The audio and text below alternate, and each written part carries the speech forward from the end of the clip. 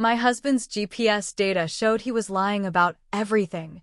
I stared at my laptop screen, watching the red line trace David's daily running route. Not to the mountain trails he'd described for 3 years. Not to the dangerous switchbacks that were too advanced for me. Every single run ended at the same address on Oak Street, the home of his coworker, Samantha Wright. The expensive GPS watch I'd given him for our anniversary had betrayed him completely. "How was your run today?" I called when David walked through the door, barely breathing hard after his supposed brutal mountain workout. "Incredible. Those Crystal Ridge trails nearly killed me." He headed straight for the shower. "Good thing you weren't there. You would have hated those steep climbs." I looked back at the screen, showing his perfectly flat suburban route. 2.3 miles to Samantha's house. 45 minutes inside. 2.3 miles home. "David," I said quietly, "we need to talk." "Maybe I could try," I suggested, forcing lightness into my voice. "Rachel." His tone turned patronizing. "Trust me on this. You'd hate it." I watched him sync the watch to his phone, already planning tomorrow's solo adventure. The excitement I'd felt buying the gift curdled into something bitter. The next morning, I set up the family sharing feature on our fitness apps while David showered. Just curious to see his routes, maybe plan some beginner-friendly versions for myself. The app synced automatically with his new watch. "See you tonight," David called, already dressed in his running gear. "Probably a long one today. Got a new route mapped out." I nodded, distracted by my laptop screen. The GPS data was already uploading from yesterday's run. Strange, his route looked nothing like the mountain trails he always described. It was completely flat, winding through our suburban neighborhood before ending at. I squinted at the address. Oak Street. Less than 2 miles from our house. "Weird," I muttered, zooming in. The endpoint wasn't a park or trail. It was a residential address. Maybe he was running with a neighbor? Over the next week, I found myself obsessively checking the app. Every single run ended at the same Oak Street address. Same time, around 7 p.m. Same duration, exactly 45 minutes from arrival to departure. I tried reasoning with myself. Maybe it was a running group. Maybe someone there had equipment he borrowed. Maybe. "How was your run?" I asked when he returned Thursday evening, slightly out of breath. "Brutal. Did those switchbacks I told you about." He headed straight for the shower. Nearly twisted my ankle on the descent. I stared at my laptop screen, showing his perfectly flat route to Oak Street. "David," I called through the bathroom door. "What's the name of that trail system again?" Crystal Ridge. You wouldn't know it." I googled Crystal Ridge. It was 30 miles away in the opposite direction. That Friday, I decided to drive by Oak Street. Just once. Just to see. The address belonged to a small craftsman house with a neat garden. A silver Toyota sat in the driveway, the same model I'd seen in David's company parking garage. My hands trembled on the steering wheel as I recognized the Design For You license plate. Samantha Wright, David's coworker from the architecture firm. I sat there for 10 minutes, nauseous. Then David's red running shoes appeared in my peripheral vision. He was jogging up to the front door, checking his watch. Samantha opened it before he could knock, already dressed in workout clothes. She kissed him. Not a friendly peck. A real kiss. I drove home in a daze, my mind replaying every lie about mountain trails and dangerous terrain. Every dismissive comment about my fitness level. Every evening he'd returned from his brutal workouts with barely a shred of sweat. When David walked in an hour later, I was sitting at our kitchen table with my laptop open. "How was Crystal Ridge today?" I asked casually. "Good. Really good." Pushed myself harder than usual. He grabbed a water bottle, not meeting my eyes. "Funny thing," I said, turning the laptop screen toward him. "Your GPS shows you spent 45 minutes on Oak Street." The color drained from his face. "Rachel, I can explain, can you?" I stood up slowly. "Because I drove by Samantha's house today. Saw you kiss her on the doorstep." David's mouth opened and closed soundlessly. Then his expression shifted to something uglier. You followed me? What the hell is wrong with you? What's wrong with me? My voice cracked. I'm not the one lying about mountain trails while screwing a coworker. It's not. We're just friends. She helps me plan routes dash for 45 minutes? In her house? With your tongue down her throat. He slammed his water bottle down. You're being paranoid. This is exactly why I don't include you in my fitness routine. You make everything about you. I stared at him. Even caught red-handed, he was still gaslighting me. Get out, I whispered. What? Get out of my house. Now. Rachel, be reasonable. You're overreacting to dash out. David flinched at my scream. For a moment, he looked like he might argue. Then he grabbed his keys and left, slamming the door behind him. I spent the weekend diving deeper into the GPS data, my financial training kicking in. If David could lie about running routes, what else was he hiding? I pulled our credit card statements, bank records, phone bills. The pattern emerged quickly. Charges at restaurants I'd never been to. ATM withdrawals near Samantha's neighborhood. A second phone line I knew nothing about. But the real gut punch came Monday morning when I checked our joint savings account. $3,000. Gone. Withdrawn Friday afternoon while I was at work. I called the bank immediately. Yes, Mrs. Anderson. Your husband withdrew the funds at 2:47 p.m. He mentioned something about a surprise for your anniversary. My anniversary had been 2 weeks ago. The night I'd given him the GPS watch that exposed everything. When David finally came home Tuesday evening, I was waiting with printed statements spread across the kitchen table. Welcome back, I said. I found your surprise. David's eyes swept over the evidence. Bank statements, credit card bills, phone records. His face went through several expressions before settling on defiance. You went through my private accounts? Our accounts, David. Joint accounts. That you've been draining for months. I haven't drained anything. A few dinners out $1,700 at jewelry stores. $800 at Victoria's Secret. $900 at that spa downtown. I picked up each statement as I spoke. None of which I've seen. David sat down heavily. Ratch, listen and then there's this. I held up the phone bill. A second line. Active for 6 months. Hundreds of texts and calls to one number. I can explain Samantha's number. I called it. That stopped him cold. She answered, "Hi, baby." Seemed surprised to hear my voice. David buried his face in his hands. Rachel, please. It's not what you think. It's exactly what I think. You've been having an affair for months. Using our money to wine and dine her while lying to my face about mountain trails. It just happened. I never meant shut up. I stood, gathering the papers. I've already spoken to a lawyer.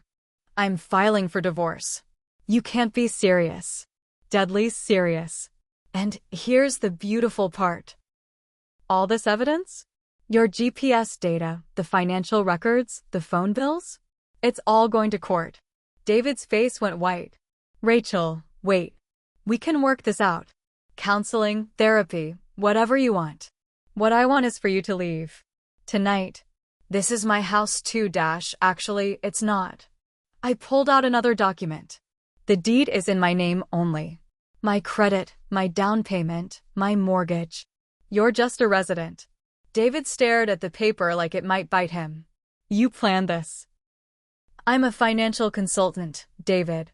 I plan everything. The question is, do you leave voluntarily or do I call the police? He looked around our kitchen like he was seeing it for the first time. The coffee maker I'd bought, the dining set from my savings, the artwork I'd chosen. Everything he'd taken for granted while building a secret life with someone else. Fine. He stood abruptly. But you'll regret this. Samantha and I are welcome to each other. Just remember. She's sleeping with a man who spent 6 months lying to his wife's face. Good luck with that.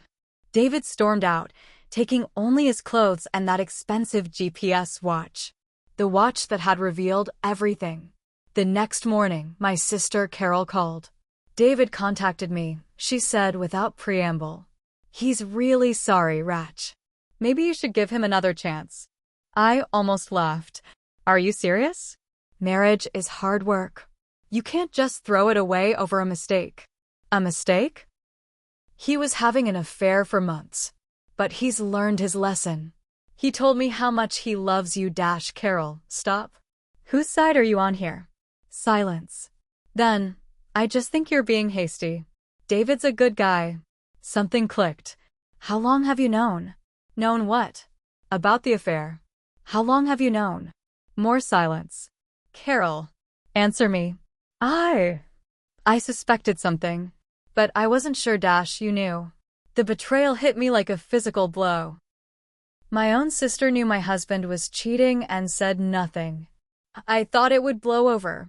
I didn't want to hurt you. I hung up. Within hours, my phone was buzzing with messages.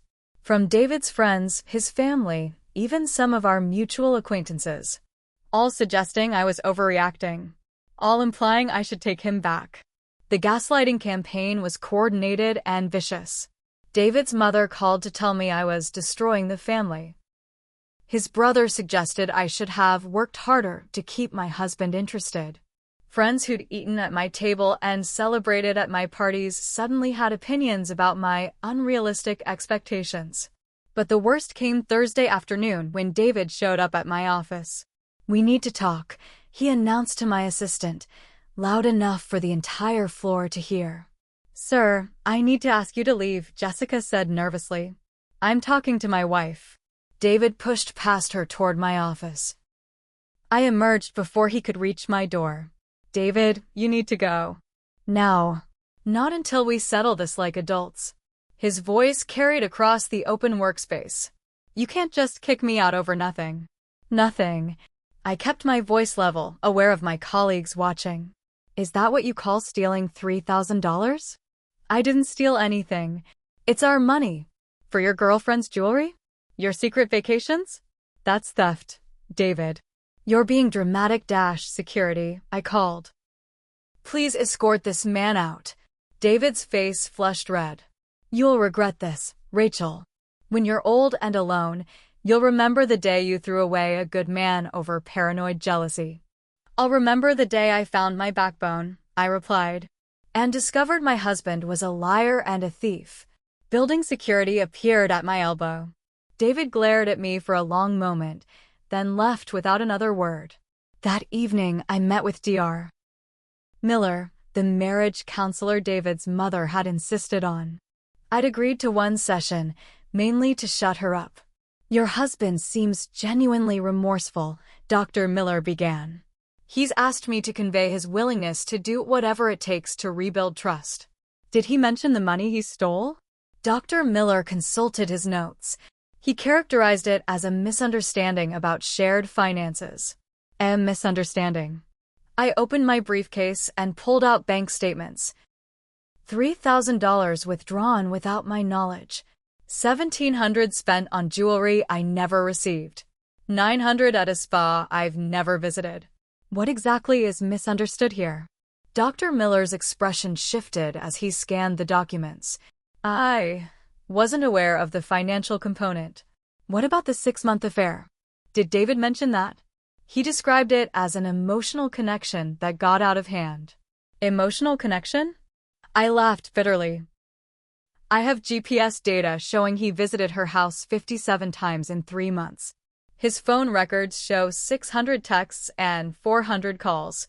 His credit card shows hotel charges on days I thought he was working late. What part of this seems emotional rather than physical to you? Dr. Miller set down his pen. Mrs. Anderson, perhaps we should focus on moving forward rather than cataloging past mistakes. Past mistakes? He stole from me yesterday. The affair is ongoing.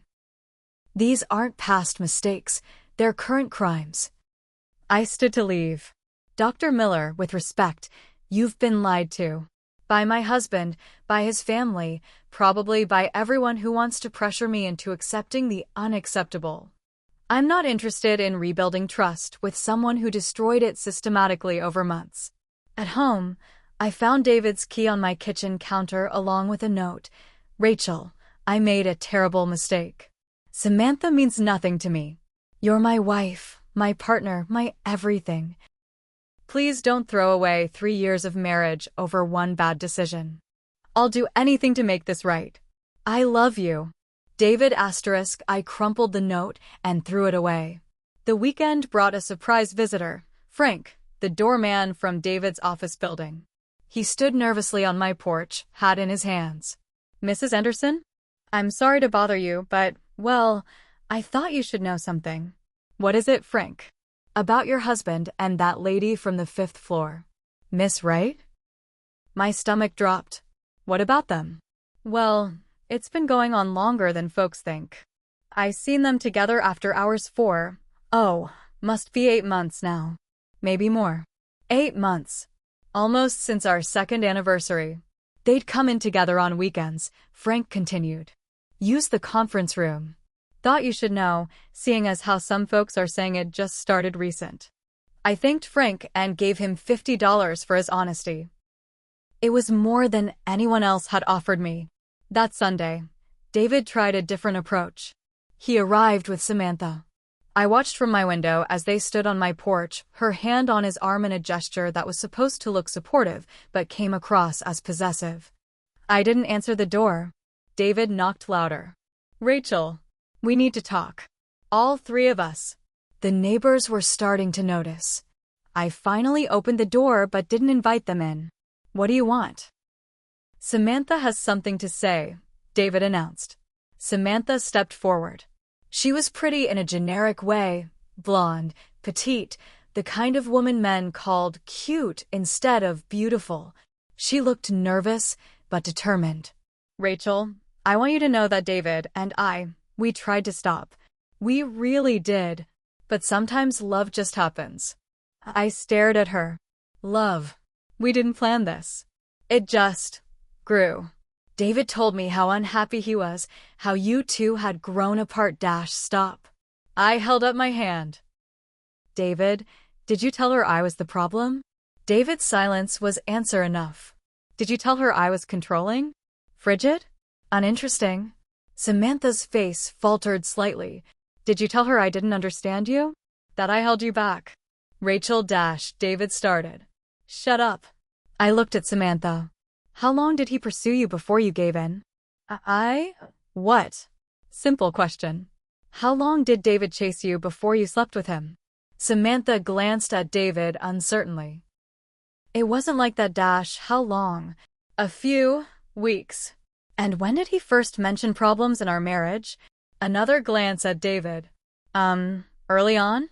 So he was complaining about his wife while actively seducing you. And you thought that made him relationship material. Samantha's confidence was cracking. You don't understand, I understand perfectly.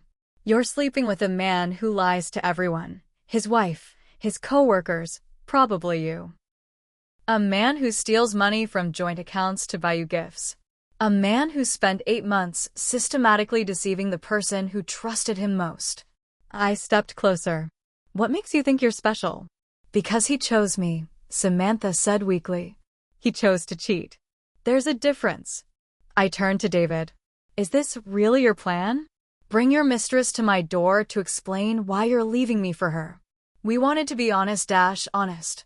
I laughed. You've lied about everything for 8 months. You lied about where you went, what you did, who you were with.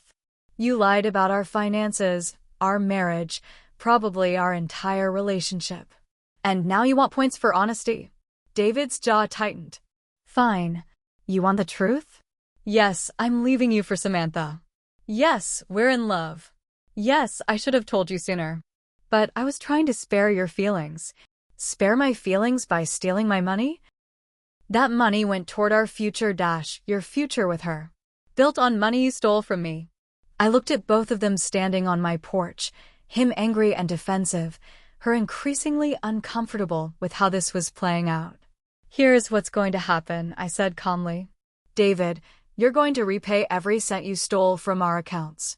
With interest. You're going to sign the divorce papers without contest. And you're going to stay away from me, my family, and my workplace. Or what? I smiled. Or I share your GPS data with HR, along with records showing you used company time for personal meetings. Your affair partner works there too, right? I'm sure they'll be interested in whether company resources were involved. Samantha went pale. You can't do that. Watch me. I have 8 months of evidence showing David's location during work hours, including 47 visits to your house during time he was supposed to be at client meetings. David and Samantha exchanged a look that told me everything. This wasn't just an affair. They'd been using company time and resources for their relationship. The choice is yours, I continued. Clean divorce, and I keep this between us. Fight me, and I make it everyone's business. David was quiet for a long moment. What about the house? What about it? I put work into this place. Sweat equity dash, you put work into my house while living here rent-free for 3 years. Consider it payment for room and board. That's not fair dash, you know what's not fair? Having your spouse steal from you to fund an affair. You know what else isn't fair? Being gaslit for months about fictional mountain trails while your husband screws his coworker. I stepped back into my house. You have until tomorrow to decide. Fight me and lose everything, or take the deal and start your new life. I closed the door on their shocked faces. The next morning, David's lawyer called mine. He was taking the deal. The divorce was finalized 6 weeks later. David repaid the stolen money plus 15% interest, as stipulated in our settlement. He kept his job, barely, after a formal reprimand for misusing company time. Samantha wasn't so lucky. Word got out despite my discretion. Office affairs rarely stay secret long. She was transferred to another department with a note in her file about professional conduct. 3 months after David moved out, I ran into him at a coffee shop near his new apartment. He looked tired, older. The confident charm that had attracted me in college was nowhere to be seen. Rachel, he said awkwardly. How are you? Good. Really good. And I meant it. I heard you got promoted. Senior partner track. Yeah. He nodded, stirring his coffee unnecessarily. Listen, I know I screwed up. The way I handled things. I could have been better. I studied his face. He looked like he wanted forgiveness, or maybe just acknowledgement that he wasn't completely terrible. You could have been honest, I said simply. About being unhappy, about wanting out, about meeting someone else. I would have been hurt, but I would have respected it. I know. I was a coward. Yes, you were. We sat in silence for a moment. Are you and Samantha still together? I asked. David's expression darkened. We're having some trust issues. I almost laughed. Trust issues? With the man who spent 8 months lying to his wife. It's not that simple, Dash. It's exactly that simple, David. You showed her who you are. The question is whether she was paying attention. I stood to leave. Rachel, wait. Do you think, could we maybe be friends someday? I looked at him sitting there, my ex-husband who'd stolen from me, lied to me, and tried to make me believe I was crazy for noticing. The man who'd brought his mistress to my door to explain why I wasn't good enough. No, I said. We can't be friends. But I forgive you. Not for your sake, for mine. I left him sitting there and walked out into the Seattle morning. The city felt different now, full of possibilities instead of obligations. I had a promotion to celebrate, a house to renovate however I wanted, and a life to build on my own terms. That evening, I went for a run through my neighborhood. Past the park where David claimed his trails were too dangerous for me. Past the street where I'd discovered his lies. Past all the places that used to make me feel small and excluded. I ran fast and strong, my GPS watch tracking every step. But unlike David's routes, mine led only forward.